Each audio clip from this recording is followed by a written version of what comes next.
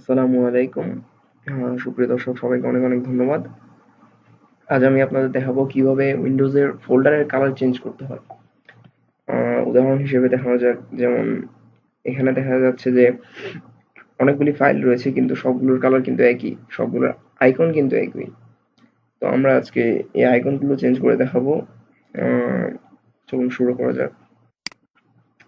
প্রথমে যে কোনো ওয়েব ব্রাউজারে যেতে হবে, গিয়ে সেখানে google.com-এ গিয়ে ফোল্ডার ইকো এই সফটওয়্যারটি ডাউনলোড করতে হবে। তো আপনি যে কোনো সাইট থেকে ডাউনলোড করতে পারেন।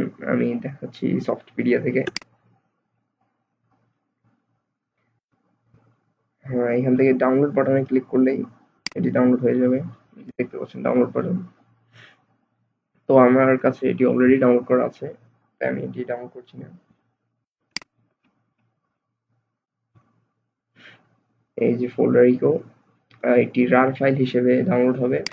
তো আমরা এটিকে এক্সট্রাক্ট করে নিই।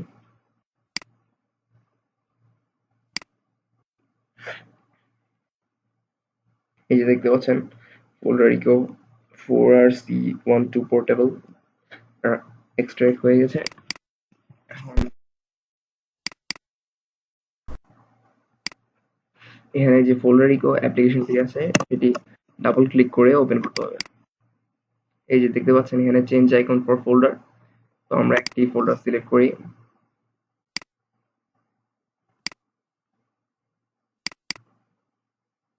আমি ডকুমেন্টস এন্ড মেমো এই ফোল্ডারটি সিলেক্ট করলাম। এখানে আপনি বিভিন্ন রকমের আইকন পাবেন। আমি ডার্ক গ্রিন আইকনটা সিলেক্ট করলাম, অ্যাপ্লাই করলাম। নতুন আরেকটি দেখেন, এই যে এখানে এখন এটি ডার্ক গ্রিন কালারে সেভ হয়ে গেছে। তো আমি আরেকটি ফাইল সিলেক্ট করি এবং এটার আইকন দিই ডার্ক রেড, অ্যাপ্লাই করলাম, ক্যান্সেল করলাম, ক্লোজ করলাম।